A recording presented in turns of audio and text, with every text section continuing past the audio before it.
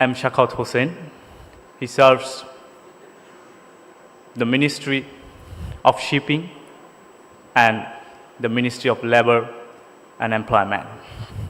Ladies and gentlemen, please join me in welcoming Honorable Advisor, Brigadier General M. Sakhawat Hussain, to deliver his ministerial speech.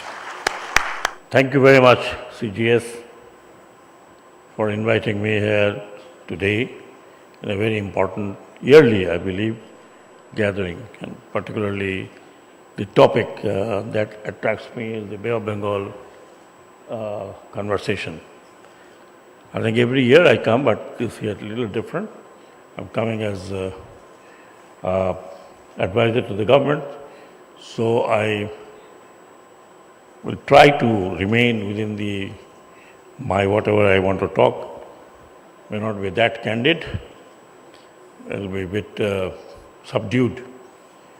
Thank you very much, ladies and gentlemen. Assalamu alaikum and a good afternoon, particularly those who have come all the way from various parts of the world to attend this particular event. And I wish success of this event to the beginning, because today is the opening day and it will continue for a few more days. Though I am very bad at reading from the script, yet I will try to remain within the script, because the time is 10 minutes, 5 minutes? 10 minutes. But gentlemen, as you know, Bangladesh is one of the important littoral of Bay of Bengal, obviously connecting with the littoral of Indian Ocean. And increasingly, both the Bay and Indian Ocean is becoming important to the world, particularly when it comes to muscle flexing. As you know, the geopolitics of this Bay and Indian Ocean has been shifting from years after years and after years. As we are littoral of Bay of Bengal, we are very much concerned with the changes in the geopolitics. And of course, we are also concerned with the development not only in Bay of Bengal but also in the Indian Ocean, because our EEZ is almost touching Indian Ocean. And we have recently signed the part of that EEZ document.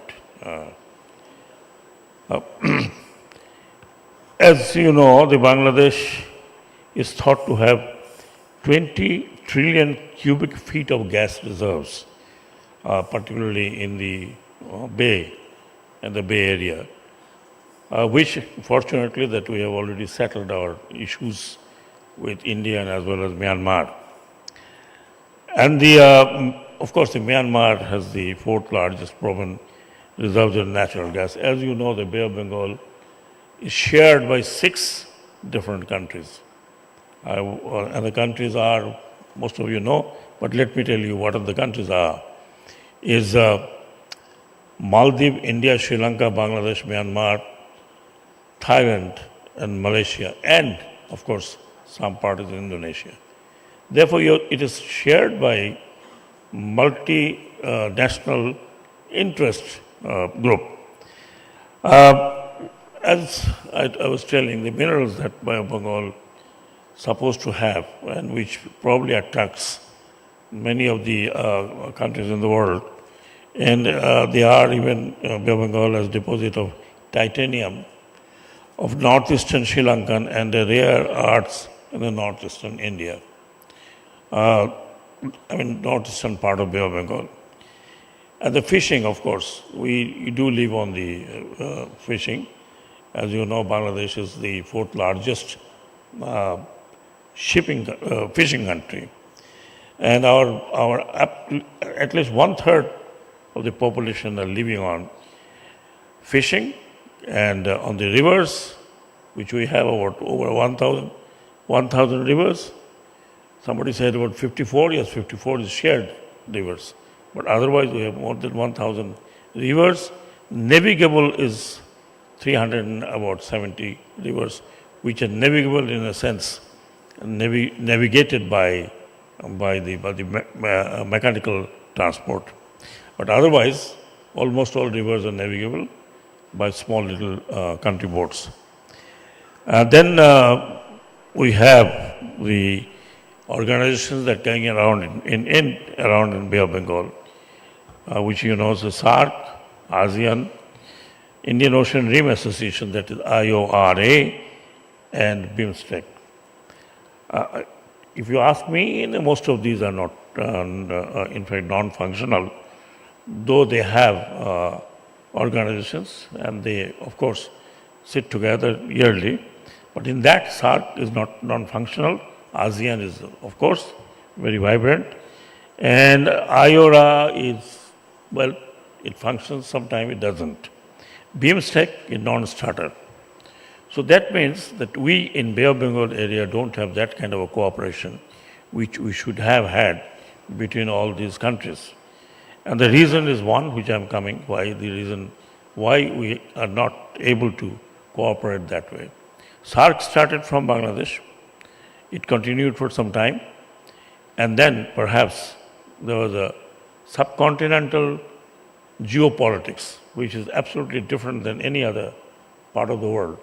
It was tussle between India and Pakistan, and that's how the SARC died somewhere 10 years back. And people are trying to revive SARC, but I don't know how much they would be. SARC has been, as it is told, that was the future of South Asian cooperation. And there were a lot of future, there were a lot of talk about SARC. It continued for some time, but unfortunately, as I said, the conflict, if not conflict, mental conflict between two countries, Pakistan and India, had torpedoed SARC. And then comes the BIMSTEC. BIMSTEC, as far as I'm concerned, is my personal opinion. Though people are trying to revive it, but BIMSTEC is also, so far, it's non-starter. That means we really don't have that kind of a cooperative mechanism in the Bay of Bengal, which we have to really think that how we, the countries around the Bay of Bengal, should be together to harness whatever we have, the ocean has given to us. And then, of course, the bigger side of it. There's a clash between Belt Road Initiative with some of the, of course, led by USA, India, Japan, and some other countries, which is known as, Quad. And then, of course, the strategic thing comes up, IPS. To my mind, again, it's my personal study, to my mind is nothing but to stop Chinese influence over this region, or I would say over Asia, and mostly Asia, and also the African, that is Afro-Asian countries. And we are a small country like Bangladesh, we are tossed between two, because China is as good friend with Bangladesh as any other country. For example, America, we have a very good relationship. Japan is one of the biggest donors of Bangladesh, and we have a very good relationship from the right beginning of the Bangladesh independence.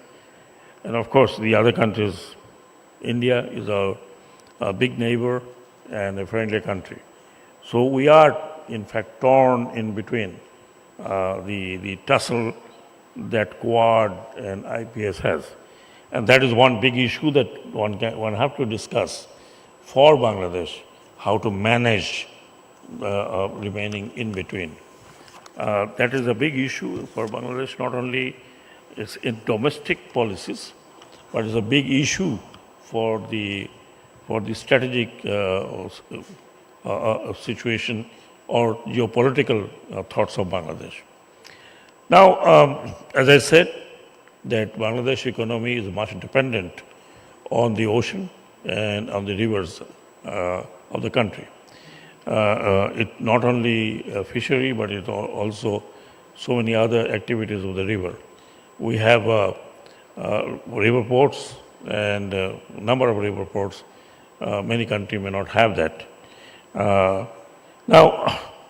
coming back to Bay of Bengal complicacy, currently that the complications arises is from the about 1.2 million or 1.3 million Rohingyas in Bangladesh, which makes this region is more, I would say, sensitive in that sense. What's happening in Myanmar, next door to Bangladesh? Myanmar is, of course, is one of the largest country that shares not only Bay of Bengal but also shares Indian Ocean. It's very important. Geopolitically, it is very important. Strategically, it is very importantly located. Now we have that problem, with the presence of Rohingyas for last 7 years. Sorry. It is not first time that we are facing this problem. We did in 1978, it was resolved within no time.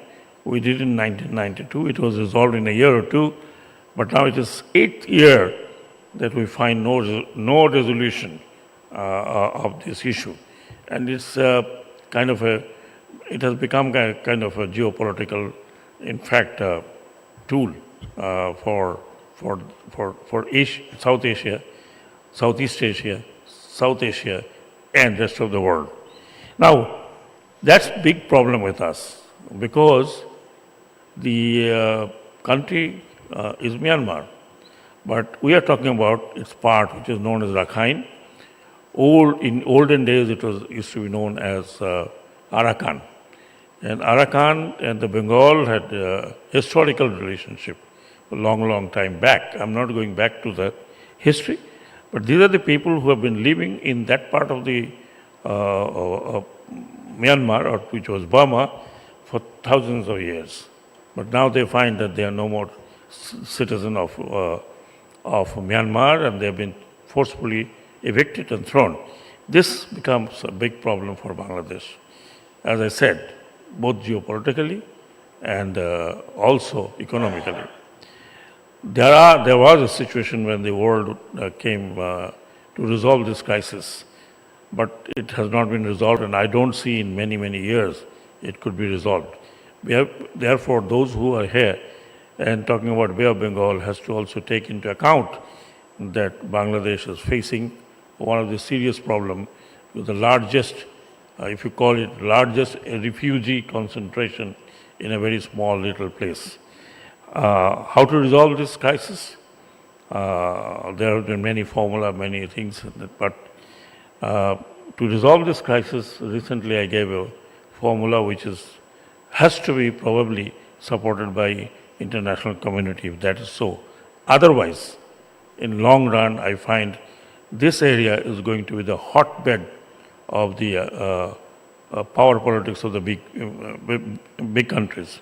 Already India is involved because they have a Kaladan project. China is involved. They have CMAC going through Rakhine state.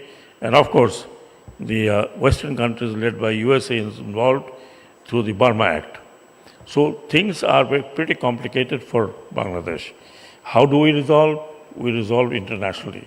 We cannot resolve by ourselves. Then, of course, we're talking about that country, Myanmar, which is now going through a serious civil war. Though this country has been in civil war for the last 70 years, but for the last 10 to 15 years, it has intensified. And that part of the civil war is on the side of Bangladesh. And we are facing it on the security side of it. You know that we have a small little island. We are connected from Chittagong. Most of the time, the people cannot move because they are firing coming from the other side. Whether it is Arakan army, the rebel army, or it is Tatmadaw, we don't know, but we are seriously facing it. And the civil war, or part of the war between Arakan army and Tatmadaw, is right in the next door of Bangladesh borders. There has been a lot of firing within Bangladesh, and the government of Bangladesh has restrained itself not taking any military action. But if it is not resolved, this could be a flashpoint in South Asia particularly of a very big conflict. And that conflict not only would engulf Bangladesh or India or Myanmar, that might draw the bigger powers in this region. So that's my personal thinking, and I'm just sharing it with you.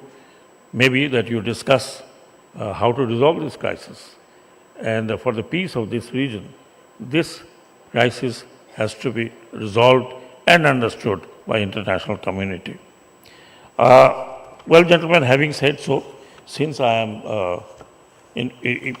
responsible of the shipping ministry, we definitely look for a cooperative system, the maritime system, for this region, not only for this region, but the world maritime system.